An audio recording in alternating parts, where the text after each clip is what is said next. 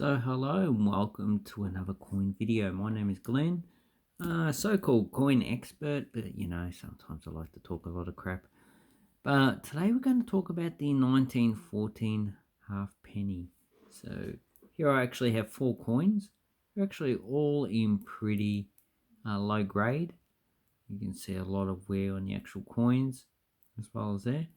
And the curious thing that you probably can see, so bring them in, is that two of these coins have a H underneath this line, and two of these have no H.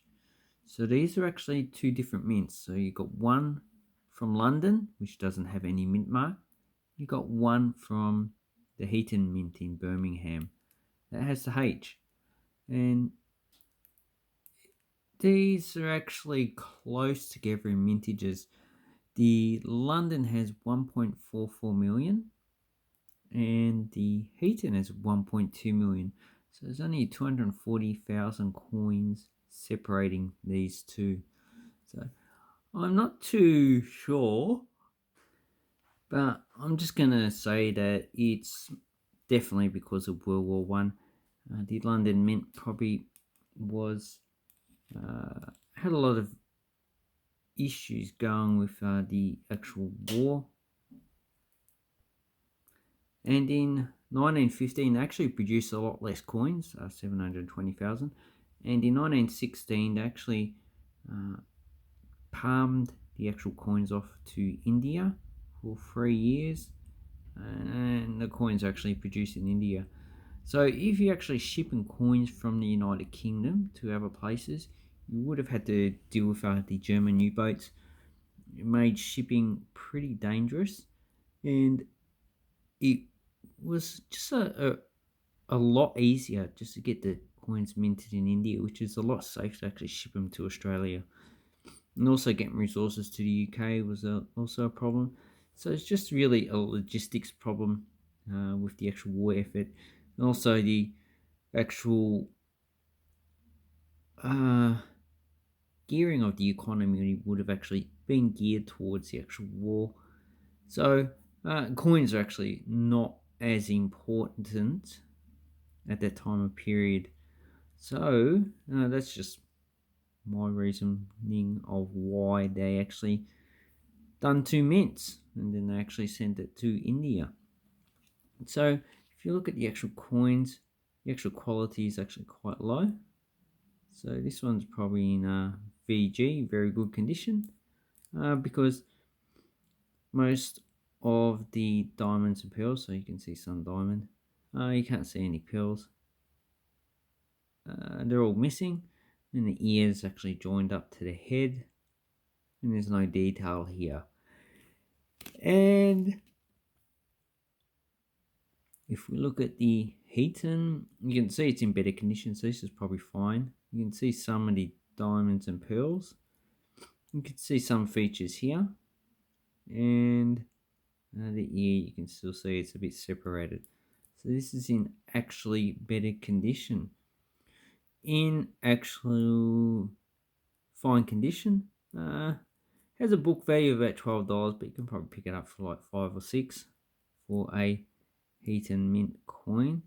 And for the actual London one in VG, you're probably talking about $2 to $3. In fine condition, you're probably also talking about $5 to $6, because the mintages are actually close together. Now, where the price actually diverges is where they are uncirculated. So for the London, you're probably talking about probably about $1,000 for an uncirculated, and a Heaton, you're probably talking about, it should be a bit higher,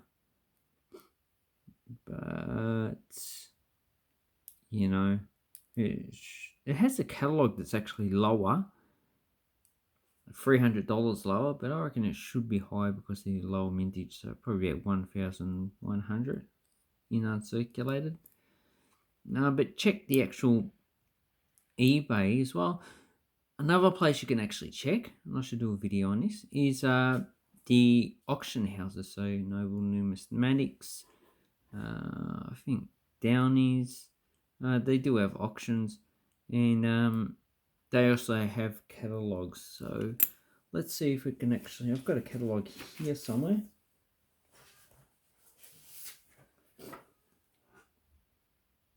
So I've actually got a catalog. It's Kurt Jagged's catalog from 2006. I've been on their website. I can't find any of these catalogs, and I'm not too sure they do auctions anymore. So this one actually has a lot of coins. It has beautiful German New Guinea. Very expensive. But anyway, it does have half pennies. It doesn't have any 1924, but as you can see, these ones are higher minted coins. But VF, not 1923, it's a very rare coin. $200 on circulated 21. So if you want a 1914, which has a lower mintage in 21, which has about 5.2 million, you're talking quite a lot of money. So anyway, that's what you're actually looking for. So here we actually have some sold items. So we actually have, looks like 2 H pennies for $7.50. Yeah, so these ones are probably pretty low grade. If we actually have a closer look, yeah, probably fine and very good condition. So you probably could have bought the fine condition for like $6 itself. Then you got one that's in a better quality. So this is a 14 for $6.95. On the other side, yeah, it's probably like very fine condition, even though the photo is actually not too good. So, and we've got another poor coin, another one in probably fine condition. And here we have $184.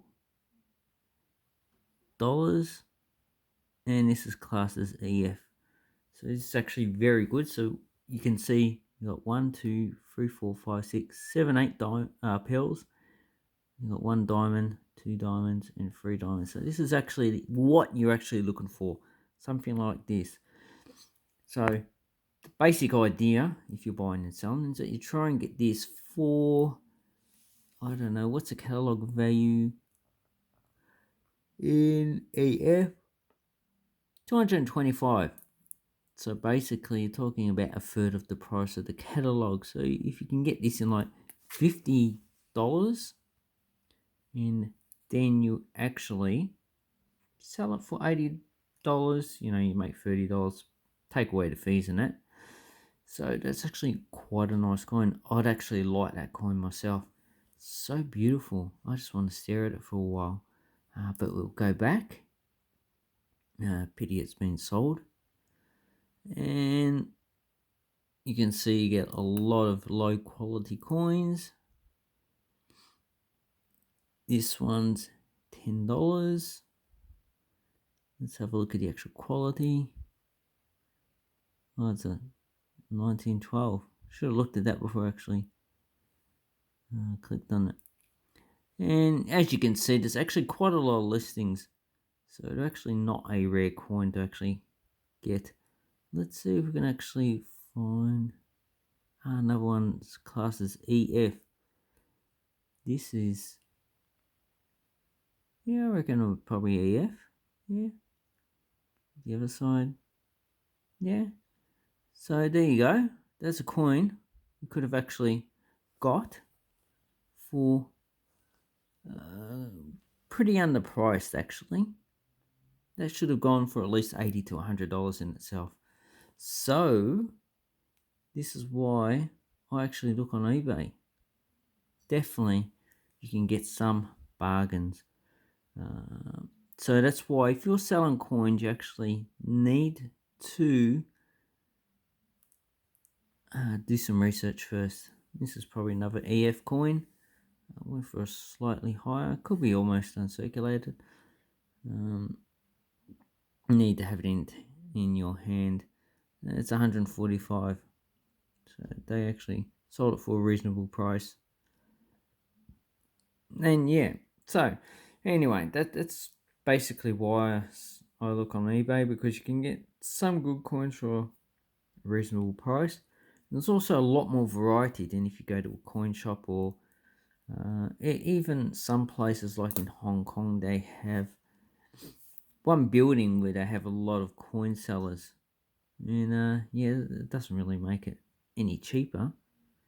But, just check, see what you can find. Don't buy the first coin that you actually come across, because it might not be the coin for your collection. You might be able to actually get, yeah, see, that one is not as good. A better coin for, I don't know, you might be paying a bit more, but in the long term you might actually get your money back.